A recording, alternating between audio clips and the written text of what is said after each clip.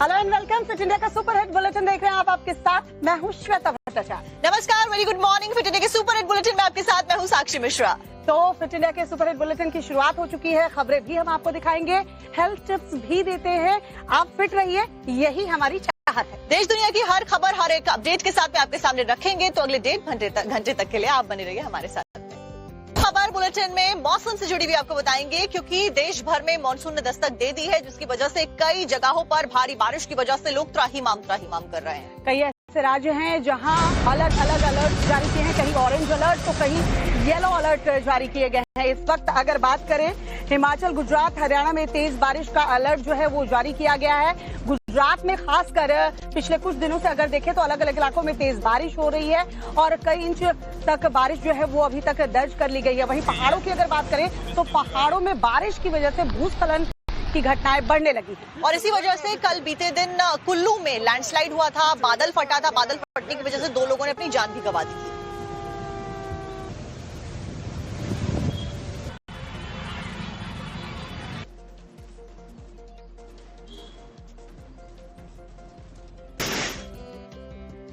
तो आधे हिंदुस्तान की अगर बात करें तो इस वक्त बारिश की वजह से आधा हिंदुस्तान कराह रहा है। कई ऐसे राज्य हैं जहां मूसलाधार बारिश की वजह से हालात बिगड़ते नजर आ रहे हैं। कुल्लू में खबर आई, यहां 2 लोगों की मौत हो गई।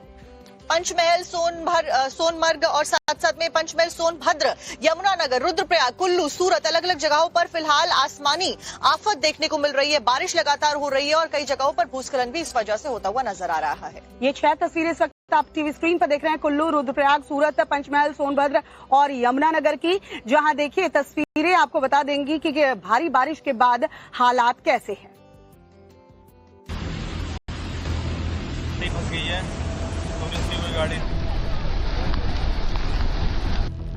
तबाही आसमानी, आधा हिंदुस्तान पानी पानी। पहाड़ से मैदान तक आफतकाल जारी है। महाराष्ट्र से गुजरात, तूफानी आफत का अलर्ट।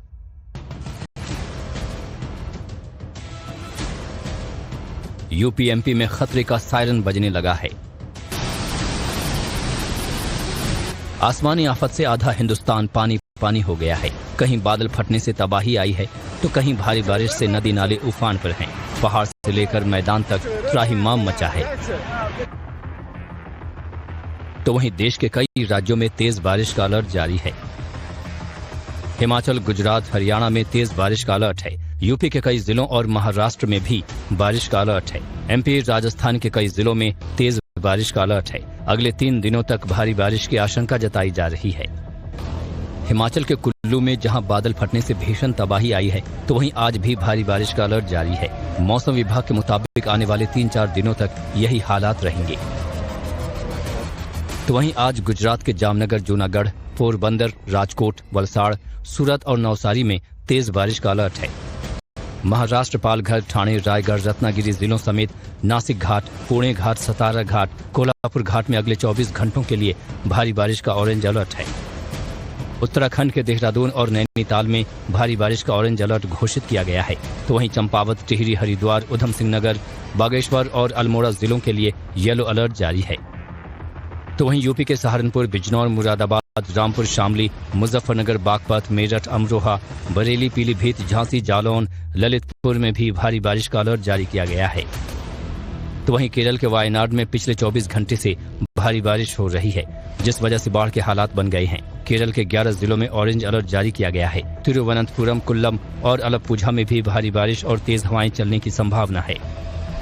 ऐसे में तटवर्ती इलाकों में रहने वाले लोगों के लिए चेतावनी जारी की गई है कि वो सावधानी रखें। बारिश और बाढ़ का असर आधे हिंदुस्तान पर दिखाई देने लगा है और उम्मीद है कि अभी ये मूसलाधार आफत जारी रहने वाली है। वहीं कुल्लू में बादल फटने की वजह से भारी तबाही हुई है और पानी का सैलाब ऐसा आया कि सब कुछ अपने साथ में बहा कर ले गया। सैंज घाटी की बात करें तो यहाँ के कई गांव प्रभावित बताए जा रहे हैं। राहत और बचाव का काम यहाँ चल रहा है। एक रिपोर्ट दिखाते हैं। कुल्लू की उफनती सैंज नदी के डरावने उफान को देखिए। इसमें गाड़ियां तिनके की तरह बह रही हैं। कुल्लू की सैंज घाटी में बादल फटने के बाद की ये तस्वीरें हैं। सायरन बजाकर लोगों को अलर्ट किया गया, लेकिन तब तक कई लोग नदी में अचानक आए उफान की चपेट में आ गए। 3 लोगों के लापता होने की सूचना है, जबकि 4 घरों को सैलाब अपने साथ बहा ले गया। कुल्लू में कई सड़कें बंद हो गई हैं। पुल टूटने से गांव के संपर्क तक टूट गए। बिजली की तार टूटने से कई इलाकों में बिजली पानी की सप्लाई प्रभावित है। जान माल का नुकसान और बढ़ने की आशंका है। सैंज घाटी के अलावा कुल्लू के गड़सा वैली और सोलांग घाटी में बादल फटने की घटनाएं सामने आई हैं, जिसके बाद मणिकर्ण घाटी में ब्रह्मा गंगा उफान पर है। समय से पहले मानसून की दस्तक के बाद हिमाचल का ये हाल दिख रहा है। मौसम विभाग ने अगले 24 घंटे के दौरान हिमाचल के 6 जिलों में भारी बारिश की चेतावनी दी। कुल्लू, चंबा, कांगड़ा, मंडी, शिमला और सिरमौर में फ्लैश फ्लड का येलो अलर्ट भी जारी किया गया है। साक्षी, राजा रघुवंशी हत्याकांड बहुत चर्चा में है, लेकिन अब पता है कुछ सुराग ऐसे मिले हैं, कुछ सबूत ऐसे मिले हैं जिससे लग रहा है ये गुत्थी अब सुलझने वाली है। बिल्कुल श्वेता, दर्शकों को बता दें कि सोनम का लैपटॉप और साथ साथ में सोनम की पिस्टल बरामद कर ली गई है, जिसके बाद में ये उम्मीद जताई जा रही है कि कई सारे राज जो कि दफन थे उनसे अब पर्दा उठता हुआ नजर आएगा।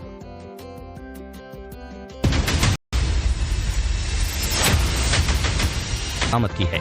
लैपटॉप और पिस्टल को फॉरेंसिक विभाग की टीम के हवाले दे दिया गया है और अब इसकी जांच शुरू हो गई है।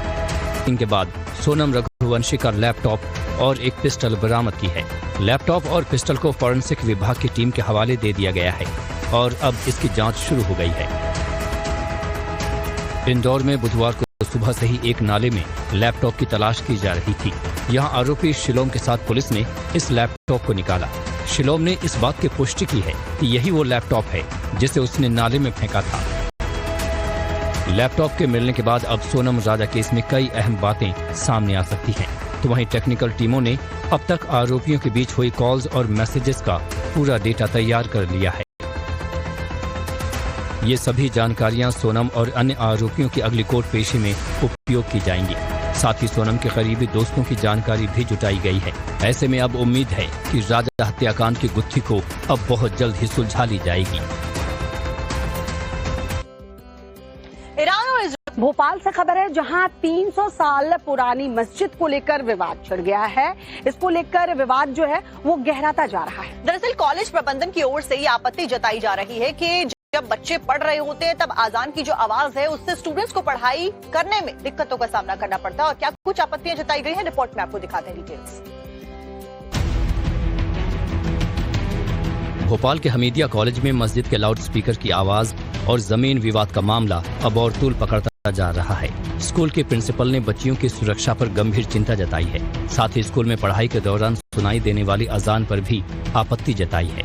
यहाँ जो लोग हमारे चौकीदार वो बताते हैं कि जब हम इधर आते हैं तो पूरी इनकी बॉटल्स वगैरह पड़ी रहती हैं और कार में अवैध लोग बैठे रहते हैं वो। और यहाँ पर जो डॉक्टर साहब एक रहते हैं, उन जिनकी यहाँ पिताजी की मजार है, उन्होंने भी बताया कि असामाजिक तत्व इधर आते हैं। पर उसका उपाय एक है कि ये गेट बंद किया जाए और इस गेट कैंपस के अंदर जितनी गाड़ियां रखी हैं सबको हटाया जाए। प्रिंसिपल के आरोप पर मस्जिद के कमेटी के संरक्षण का कहना है कि ये मस्जिद 300 साल पुरानी है। यहाँ आसपास दूसरे मंदिर भी हैं जहाँ भजन होते हैं, मैरिज हॉल है जहाँ दिन भर गाने बजते हैं, लेकिन 1 मिनट की अजान से क्या दिक्कत हो सकती है। अजान 1.5 मिनट से ज्यादा की होती नहीं है। पीछे हमारे राठौर समाज का मंदिर है, ठीक है, वहाँ पे सारी अभी 5 दिन से कथा हो रही थी। यहाँ जितनी बारातें आती हैं मंदिर में, जितनी शादियां होती हैं दिन में ही आती हैं, उनसे परेशानी नहीं है। 1.5 मिनट की अजान से परेशानी। तो वहीं आबिद खान ने कहा कि अगर दिक्कत आएगी तो परीक्षा के वक्त मजार को बंद कर देंगे। इसके साथ ही उन्होंने कहा कि बात अगर अवैध पार्किंग की है तो इसके लिए मस्जिद कमेटी जिम्मेदार नहीं है। अब देखना है कि ये विवाद आखिर कब खत्म होता है। लेकिन अब कॉलेज परिसर के अंदर मस्जिद और अजान को लेकर सियासत भी शुरू हो गई है। ये मामला एक बार फिर हिंदू मुसलमान हो गया है और सियासत अपने काम पर जुट गई है।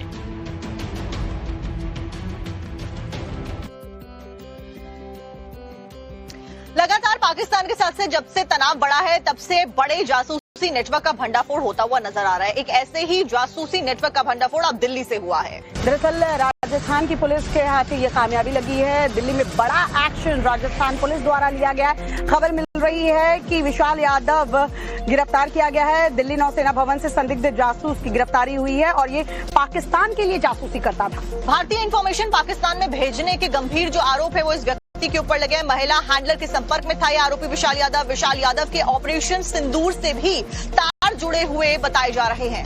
तो राजस्थान पुलिस की इंटेलिजेंस विंग ने दिल्ली नौसेना भवन की यूडीसी यानी अपर डिविजनल क्लर्क विशाल यादव को गिरफ्तार किया है, जिस पर पाकिस्तान के लिए जासूसी करने का आरोप है। ये व्यक्ति दिल्ली नौसेना भवन में काम करता था। शुरुआती पूछताछ में पता चला कि विशाल यादव ऑनलाइन गेम खेलने का भी आदी था।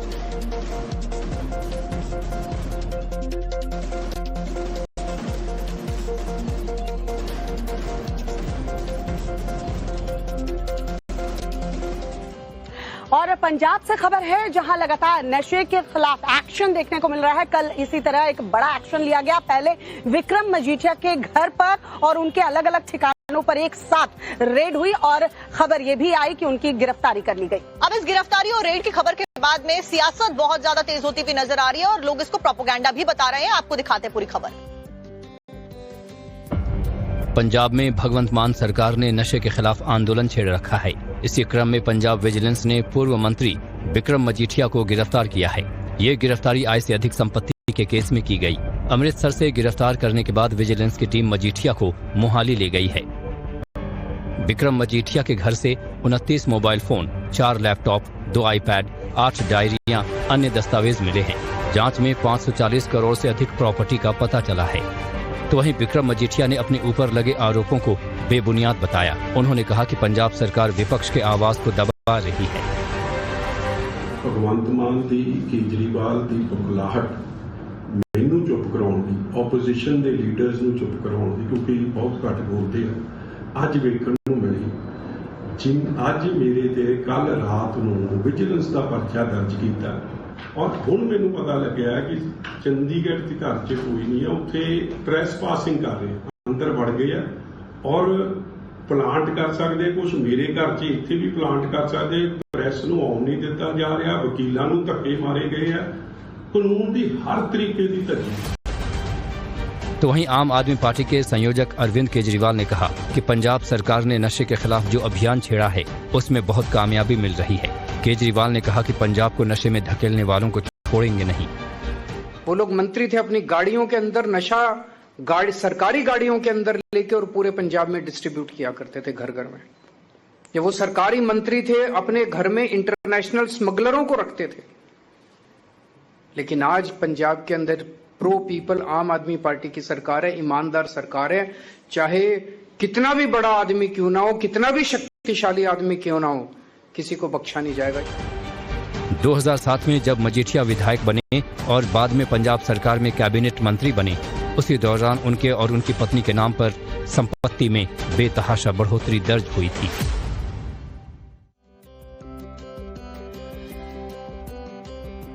तो फिट इंडिया के सुपर बाढ़ और बारिश का कहर आधे हिंदुस्तान में देखने को मिल रहा है। हिमाचल से खबर है, जहां बाढ़ से हाहाकार मचा है। धर्मशाला में बताया जा रहा है 15 मजदूर लापता है। ये सभी मजदूर हाइडल के एक प्रोजेक्ट में काम कर रहे थे। उसी दौरान फ्लैश फ्लड की वजह से ये सभी लोग बह गए, जिसमें से 2 के शव भी बरामद कर लिए गए हैं। तो बेहद दुखद खबर। लगातार जो बारिश का सिलसिला है उसकी वजह से नुकसान काफी ज्यादा हो रहा है। हिमाचल जो कि पहाड़ी इलाका है, यहाँ से जो तस्वीरें आ रही है वो बेहद डरावनी है। हिमाचल प्रदेश में कुल्लू के बाद अब धर्मशाला में भी हादसे सामने आए हैं। धर्मशाला में एक हाइडल प्रोजेक्ट में काम करने वाले 15 से ज्यादा श्रमिकों के बहने की आशंका है। मनोड़ी खड्ड में अचानक पानी बढ़ने से ये हादसा हुआ। धर्मशाला के एमएलए सुधीर शर्मा ने अपने सोशल मीडिया पेज पर ये जानकारी शेयर की। डीसी कांगड़ा ने भी हादसे की पुष्टि की है। अब 2 शव बरामद हुए हैं। ये प्रवासी श्रमिकों के बताए जा रहे हैं। सर्च ऑपरेशन भी जारी है। बताया जा रहा है कि घटना के समय सभी श्रमिक टिन के शेड में मौजूद थे। धर्मशाला की खनियारा में सौंकड़ी का कोट इलाके में इंदिरा प्रियदर्शनी हाइडल प्रोजेक्ट स्थित है। बताया जा रहा है कि इसी प्रोजेक्ट के श्रमिक बह गए। जिला प्रशासन, पुलिस प्रशासन और आपदा प्रबंधन की टीमें मौके पर राहत और बचाव में जुटी हुई हैं। गुजरात में भी मौसम अपना कहर बरपा रहा है। लोग सर पर सामान लेकर घुटनों तक पानी में कैसे जंग लड़ रहे हैं, उसकी तस्वीरें सामने आई हैं। महिसागर से लेकर पंचमहल तक की तस्वीर आपको दिखाते हैं। कुदरत का कहर कैसे बरपा है, देखिए जरा। अब ये सड़क है या नदी का बहाव कह पाना मुश्किल है। जरा आप इस आवाज को सुनिए और पानी की रफ्तार को महसूस कीजिए। अब जरा इलाके को जोड़ने वाली मुख्य सड़क का हाल देखिए। सड़क के ऊपर से पानी बह रहा है। ये गली है या कोई बरसाती नाला, ये बताना मुश्किल हो रहा है। नदी उफान पर है और किसी भी वक्त नदी का पानी पुल को छूने लगेगा। बाजार पूरी तरह से बंद है क्योंकि सड़क पर बाढ़ के पानी ने अपना कब्जा जमा लिया है। ये तस्वीर गुजरात के महिसागर की है, जहां तेज बारिश की वजह से निचले इलाकों में भारी जलभराव हो गया। गुजरात के पंचमहल जिले के पावागढ़ मंदिर गए सैलानियों के लिए मुसीबत बढ़ गई है। भारी बारिश के बाद मंदिर जाने वाली सीढ़ियों पर फ्लैश फ्लड जैसे हालात बन गए हैं।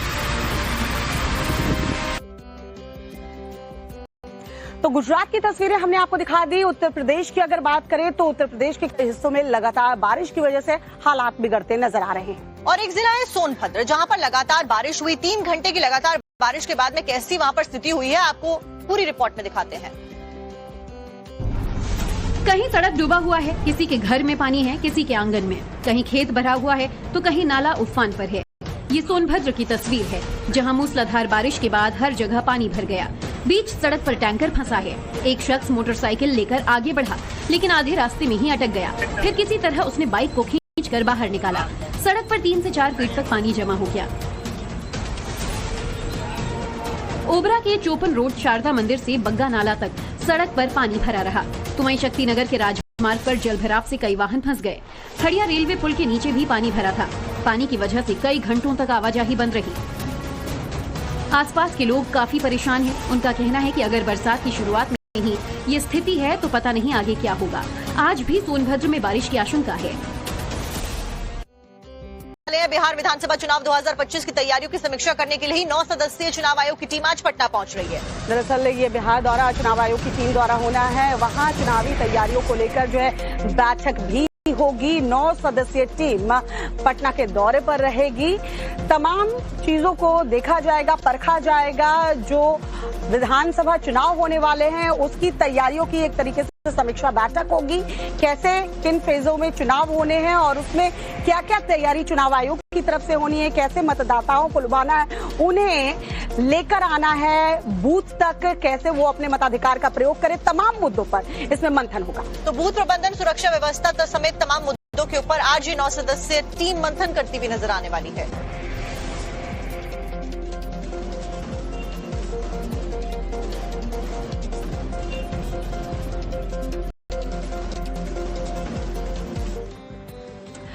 और लालू प्रसाद यादव के बड़े बेटे तेज प्रताप यादव वैसे तो सुर्खियों में बने रहते, साक्षी इस बार फिर सुर्खियों में है। दरअसल दर्शकों को बता दें कि इस बार अखिलेश यादव के साथ में उनका एक वीडियो सामने आया है। ऐसे में अखिलेश यादव ने तेज प्रताप यादव से क्या सवाल किया है, वीडियो में आपको दिखाते हैं।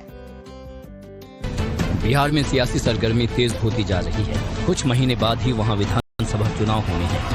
ऐसे में सवाल है कि क्या तेज प्रताप यादव इस बार विधानसभा का चुनाव लड़ेंगे। ठीक यही सवाल अखिलेश यादव ने भी खुद तेज प्रताप से पूछा। चुनाव कब लड़ोगे आप? लड़ेंगे चुनाव लड़ेंगे। तेज प्रताप का ये बयान ऐसे समय में आया है जब बिहार में आगामी विधानसभा चुनाव को लेकर गठबंधन और रणनीतियां तेज हैं। इसी बीच तेज प्रताप ने सोशल मीडिया पर एक पोस्ट किया जिसमें उन्होंने अखिलेश यादव के साथ वीडियो कॉलिंग के जरिए हुई बात का जिक्र किया और लिखा, आज मेरे परिवार के सबसे प्यारे सदस्यों में से एक यूपी के पूर्व मुख्यमंत्री अखिलेश यादव जी से वीडियो कॉल पर लंबी वार्ता हुई। इस दौरान बिहार की राजनीतिक हालातों पर भी चर्चा हुई। अखिलेश जी हमेशा से ही मेरे दिल के काफी करीब रहे हैं और आज जब मेरा हालचाल लेने के लिए उनका अचानक से कॉल आया तो ऐसा लगा कि जैसे मैं अपनी इस लड़ाई में अकेला नहीं। तेज प्रताप के इस ट्वीट को उनके राजनीतिक संदेश के तौर पर भी देखा जा रहा है। बहरहाल अखिलेश ने कुछ और भी सवाल किए। कहाँ से लड़ोगे चुनाव? चुनाव लड़ने से पहले एक बार लखनऊ मिल के आएंगे आपसे। कब आ रहे हैं लखनऊ? आ रहे हैं, इधर ही आएंगे हम। 1-2 दिन पहले मैं कॉल कर लूंगा आपको। कार्यक्रम कर रहे हैं। अच्छा अच्छा गंगा के किनारे। अच्छा अच्छा। बता दें कि तेज प्रताप यादव बीते दिनों काफी चर्चा में परिवार से बाहर कर दिया था। पटना से एनकाउंटर की खबर आपको बताते हैं, जहां पर पटना में जिस तरीके से वो जो ग्राफ है अपराध का वो बढ़ता जा रहा है, उसी को देखते हुए पुलिस ने ये पैंतरा अपनाया है कि गोली का जवाब गोली से दिया जाएगा, ठीक यूपी मॉडल की तरह। दरअसल यूपी में ऑपरेशन लंगड़ा चलाया जा रहा है, अब बिहार में भी ऑपरेशन लंगड़ा चलाया जाएगा। अपराधियों पर नकेल कसने के लिए अब पुलिस ने योगी मॉडल अपनाया है। देखिए जरा।